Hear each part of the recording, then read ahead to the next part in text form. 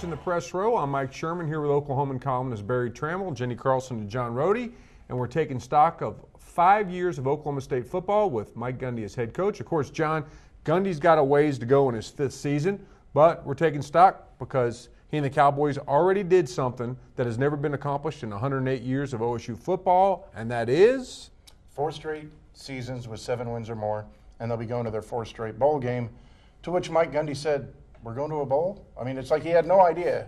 I go, "Yeah, you're qualified for a bowl." And he goes, "Well, how do you know we're going to get one for sure?" And I go, "Mike, try to keep up. There's 34 bowls. You got to go."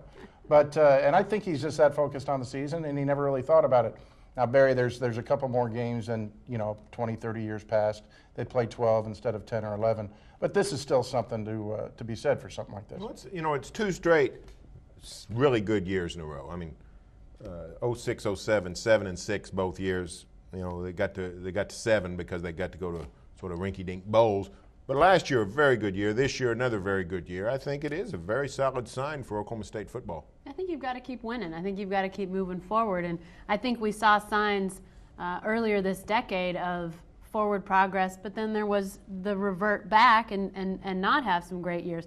So you've got to continue to win, and you've got to continue to get to bowls. With so many bowls out there, you almost have to get to one anymore. I mean, I just think that's almost necessary with the number of bowl opportunities that are out there. So you've got to keep winning. You've got to keep the momentum moving forward. And they've done that, which I think has been a problem in the past for this program. On the plane ride home, I saw Barry trying to figure out next year. And did you come up with 7 and 5, somewhere around there? 7 and 5, probably.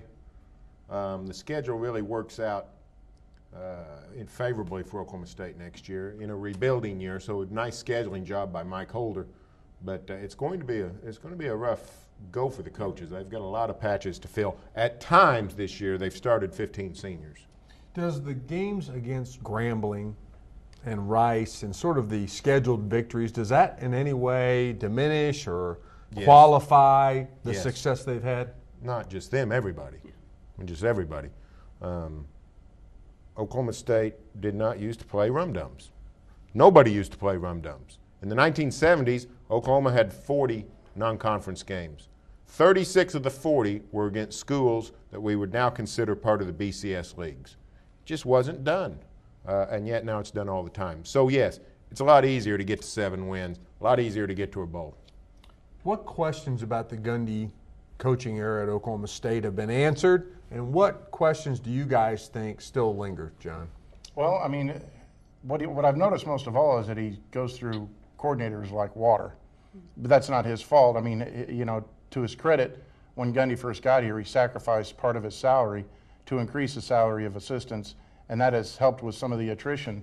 But then you have success, which leads to more attrition because there's some better jobs out there, Jenny. So in that regard, I think it's pretty impressive so far. Yeah, I think one of the things that you have to continually be on the lookout for, and I mean, we've got evidence of this down in Norman this year, is you always have to be recruiting and building that talent and building your depth. I don't think you can ever not be doing that. And so they've started to do that, and now they need to maintain that depth. We see them getting more talented at more positions.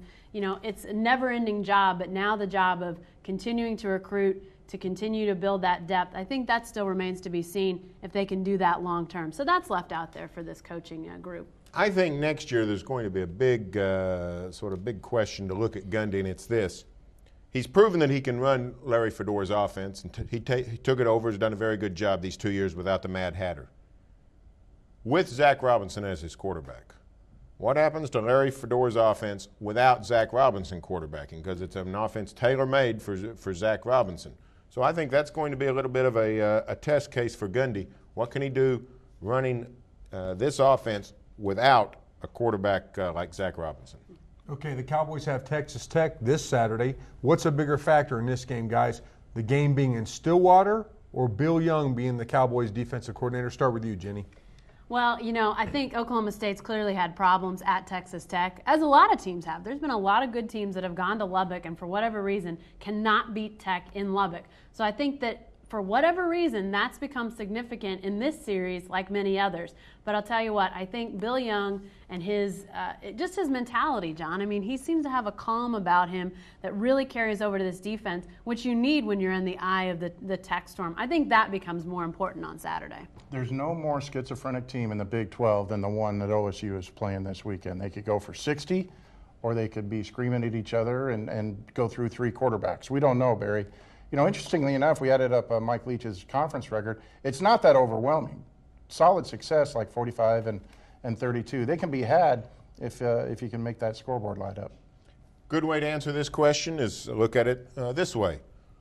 If you're an Oklahoma State fan or a football player, would you rather go to Tech, play the game in Lubbock with Bill Young, or would you rather play in Stillwater with Tim Beckman or Vance Bedford? To me, it's a pretty easy answer. Come back, Vance. Come back, Tim. Let's play here in Stillwater. Not 2005, Gundy's first year, terrible season. The team stunk. Nothing worked. Yet in November, here came a pretty good Tech team.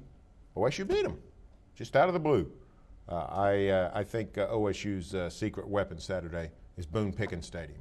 Thanks, guys. That's all for this edition of the Press Row. But right now on News OK, you can read John Rohde's account of the Cowboys' milestone victory at Iowa State.